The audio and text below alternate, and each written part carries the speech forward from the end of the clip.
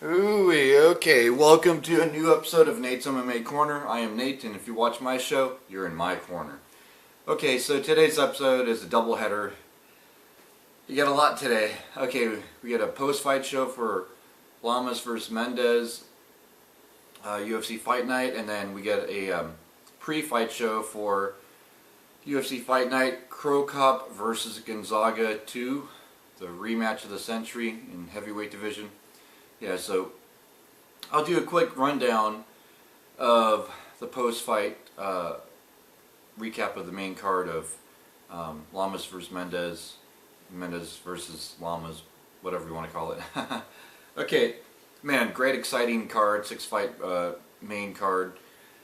Yeah, so in the main event, in the featherweight division, we had Chad Money Mendes versus Ricardo the Bully Lamas.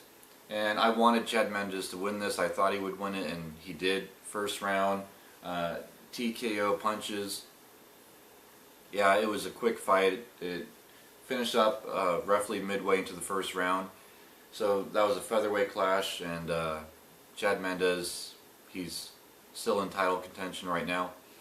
Then on the co-main event, we had a lightweight clash with Ali Quinta and Jorge Masvidal. And wow, yeah, I called this one right too. Ali Quinta won by decision split. It was a tough, grueling fight. I can see how Al won this fight though because of his leg kicks. But a lot of people were upset, including Jorge, because he felt like he won the fight.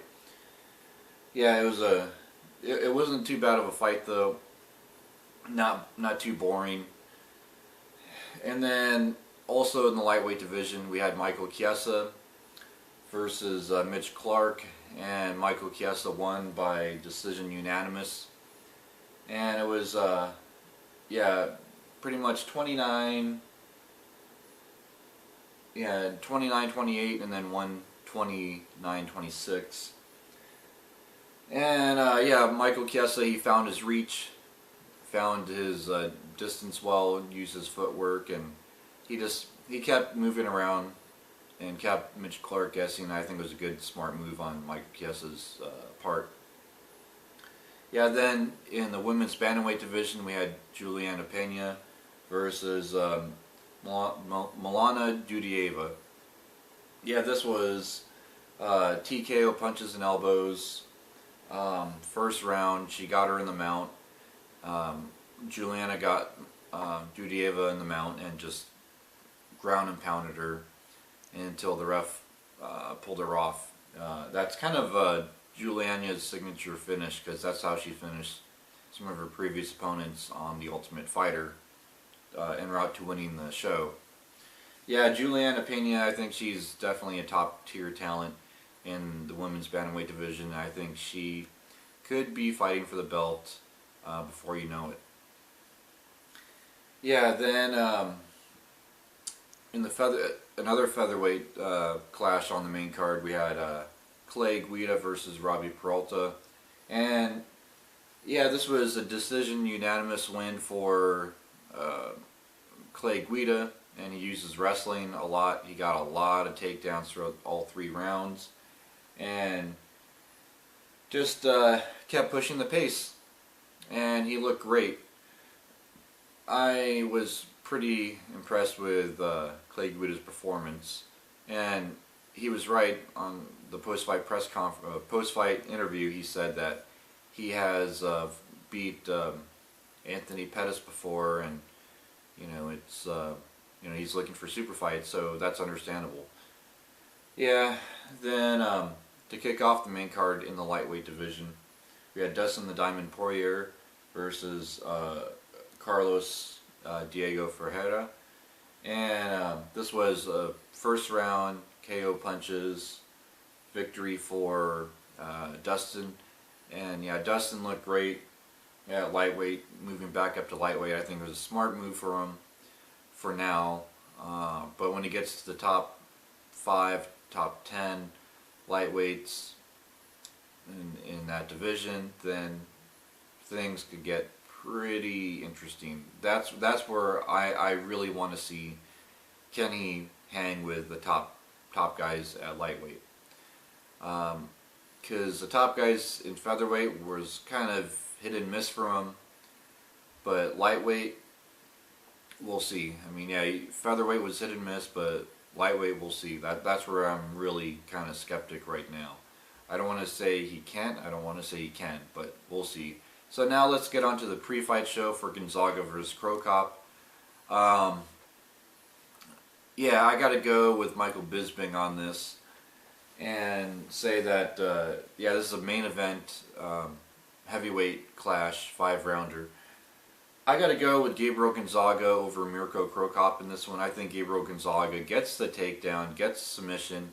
This isn't going to be a flashy knockout win for either side like the first fight was, with Gonzaga landing the big kick that we all see clips of constantly in commercials and promos for the UFC. Yeah, I think Gonzaga takes us to the ground, smothers Crow Cop, and eventually gets the submission.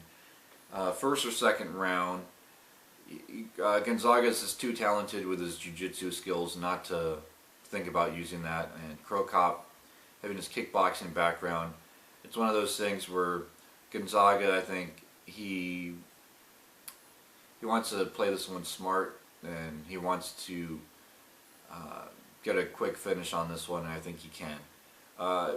Yeah, Crow Cop, he'll go for probably a flashy knockout, but I think that Gonzaga is just not going to be there to get knocked out. He's going to be busy working the ground.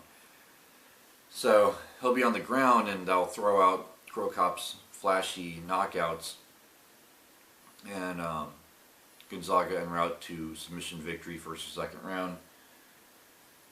Yeah, then in the co-main event we have a light heavyweight clash with Jimmy Manuwa and Jan Blachowicz. Yeah, Blachowicz. Yeah, long Polish name. And yeah, you know, I gotta go with Jan on this one. I gotta go with Jan because he trains at the better training camps with like the likes of Alliance and whatnot. And Jimmy, you know, Jan will have the height and reach advantage over Jimmy, so Jimmy's not going to be able to use his height and reach. Yeah, so that's how I got this going. Is I think Jan gets it done by he'll get it done by possibly knockout. I gotta say, you know, possibly knockout in the second or third round on this. Hold on.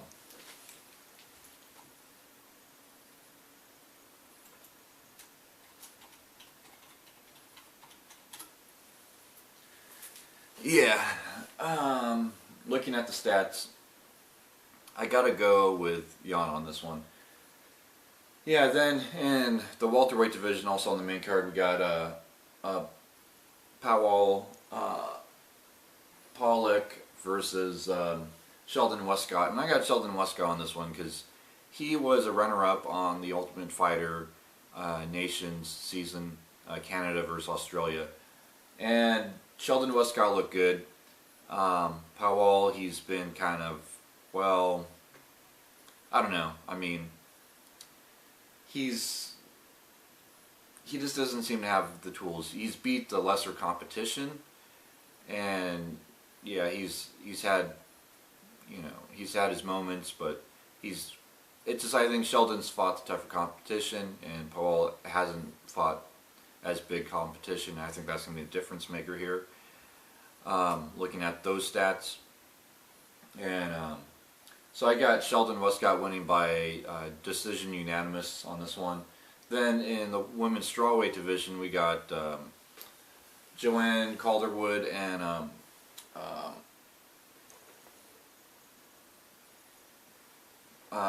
let's see, that is Marina Moros. Yeah, some of these foreign names I gotta double check the pronunciations on these.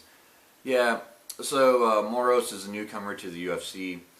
Joanne Calderwood, she's a veteran. She's fought tough competition, and I think Joanne Calderwood would be smart in this fight, avoid the submissions, Last time I checked, she's a blue belt in Brazilian Jiu-Jitsu, and I think she has really the skills of a purple belt.